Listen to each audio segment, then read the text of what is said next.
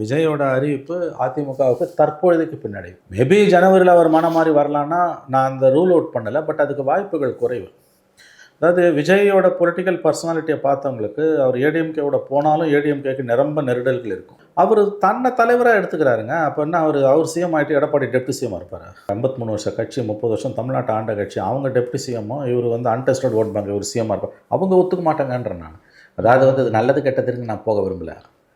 Judgement பண்ணுறது என் வேலை கிடையாது. பாலிடிக்ஸ் அதுவும் இல்லை. Every thing is good in love and war. அவங்க விஜயை கண்டிப்பாக அதிமுக விஜயோட டிமாண்ட்ஸை வச்சு பார்க்கும்போது ஏற்றுக்கொள்வது கடினம்.